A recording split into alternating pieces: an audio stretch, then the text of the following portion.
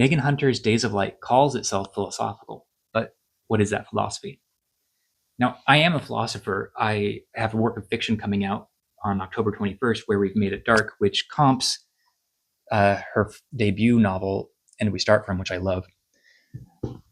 And I do a lot of focus on ontology, how we engage reality and what we know about reality from what we know, our own experience of it ourselves. Days of Light is a very ontological work, and it's a Hegelian one, which makes it the best kind. It's also a Christian one in a Hegelian sense, not Christian in a quote unquote religious sense of following what the Bible says, but seeing the radical conclusions, the philosophical conclusions of Christianity through as well. So you can do that whether you're religious or not. But let's just get into the book a little bit, and then we can explain more about the philosophy. So this novel encompasses a whole life, and it starts in the 1920s with a young girl named Ivy, who is in a family full of artists who define themselves through their art, and she doesn't know who to be, or she doesn't know who she is in life. And everyone else around her seems to. Everyone has this fullness, this ease of engaging reality around the reality around them. And her brother is the embodiment of that, a very bright, caring kid. And he's excited because his girlfriend, Frances, is coming to visit for their Easter dinner.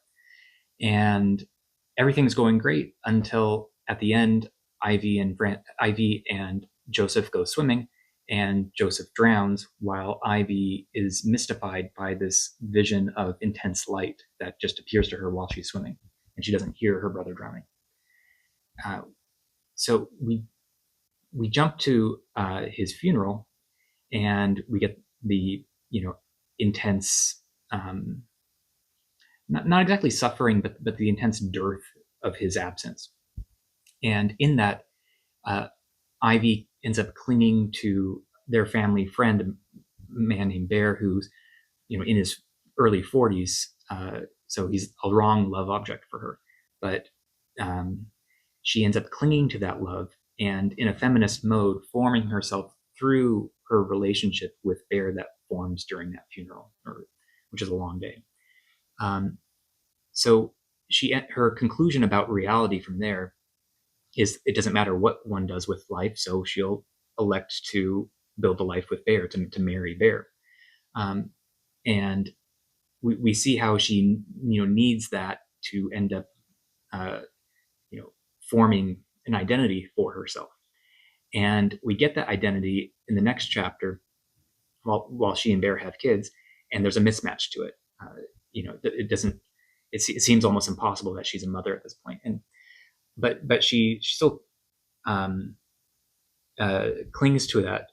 She still clings to that, but we end up falling in love with Joseph's old love, Frances. So they end up kissing. And this is during World War II at this point. There's bombing going on, and their family's artist studio gets bombed. So there's another hole ripped in reality as all of the life work of her family in the artist studio goes up in flames. And from here, we fall into this world of pure desire and longing to long all over again. She gets reset. She ends up she longs to be with Frances. She ends up losing Bear. She's a parent, but she's not very connected to her children. And through that longing, she ends up committing her life to God and becomes a nun. And it's here that she commits herself to this same light that we engaged with the drowning of Joseph. And there's a intense direct enjoyment of that. She's able to really commit herself to it. So this isn't in a mystic mode. She's not overwhelmed by this presence of God. She's overwhelmed by the absence of God, or she's in the face of it.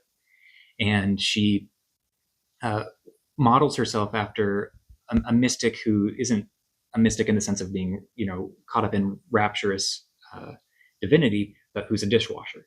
So this is about, the infinite and the divine in the everyday. the experience of that in the everyday. So she's literally put blinders up, with her nun garment. She's put blinders to the world in order to engage this, to engage the world directly, the light of the world, the void of God.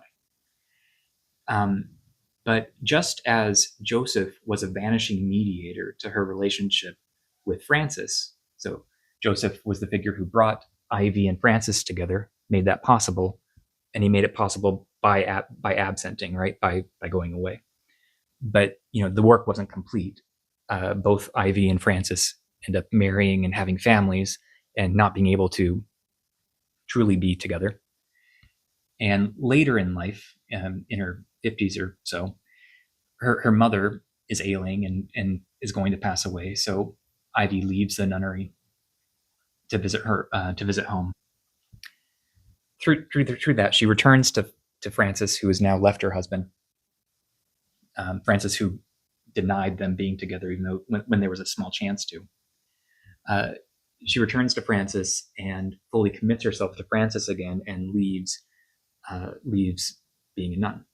And the book ends with her on her deathbed in the 1990s, focusing on the window and the light, and reflecting back on life. And she thinks back to the loss of Joseph, and she reflects that he called out to her while he was drowning, which she didn't hear because she was so fixated on that light, and she instead chose the light. She didn't choose to save him. She chose to commit herself to the light. And I'm really resistant to reading that in a dark, macabre, twisted sense. I think instead the real point is she could have built her life around Joseph's absence. Joseph's absence, called upon her to do that, and she instead chose to engage reality through the light. She chose ontology, basically. And there's the real driving point of this work is that you can commit yourself to God, you can commit yourself to loving another person, and there's a parallel engagement to reality through both of those points. You actually engage infinity in passionate love and in devotion to God or worship, etc. Which is why she's able to go from one to the other without any significant change, without changing who she is, without giving up that same cause. So this is all Hegelian philosophy. So the Kantian mode is about engaging reality through opaque walls, these points that are impenetrable, that are beyond human comprehension, and we come to reality by reaching these impenetrable points.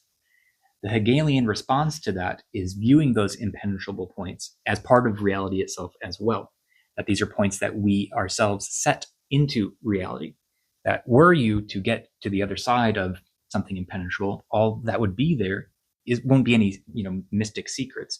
It would just be more reality, a continuation of what's backstage, so to speak.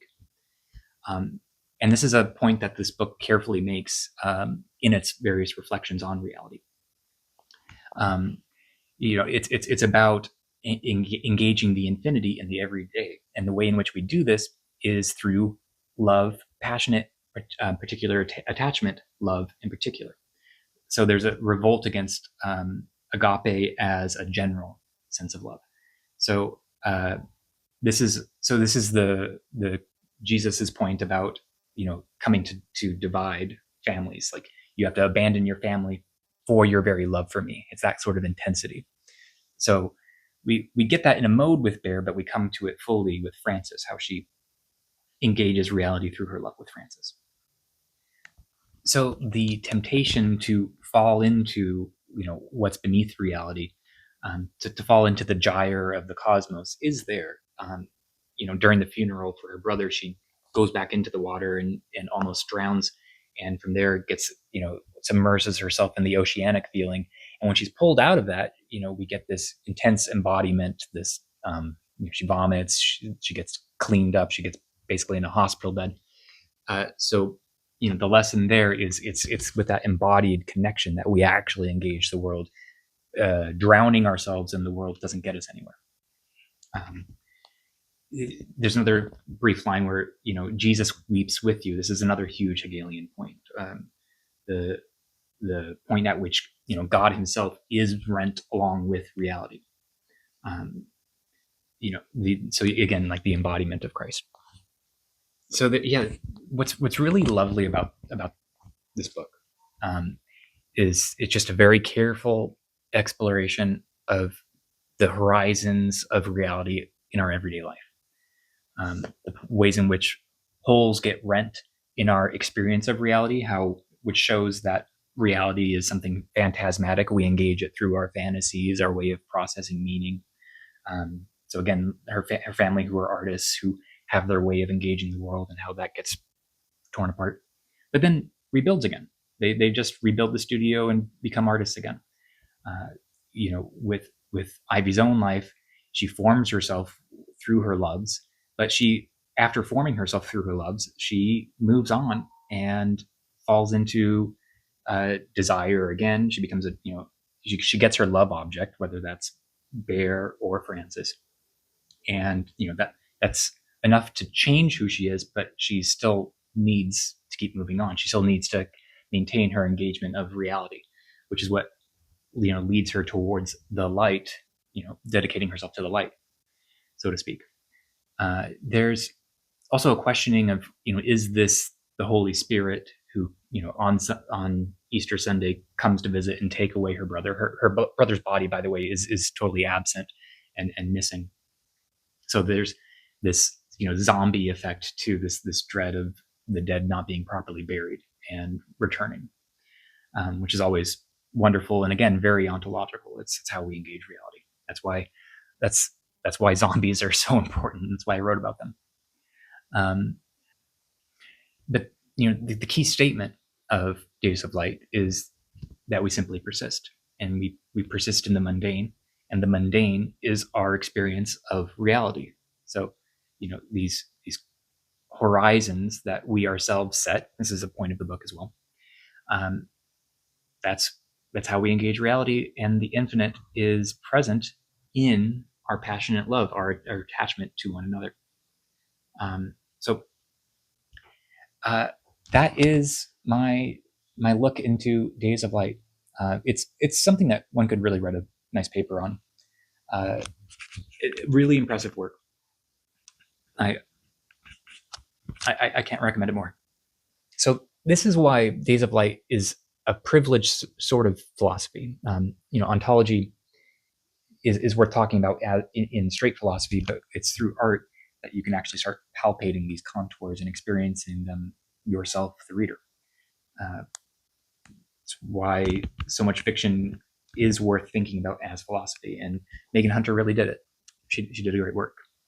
So I can't recommend Days of Light more.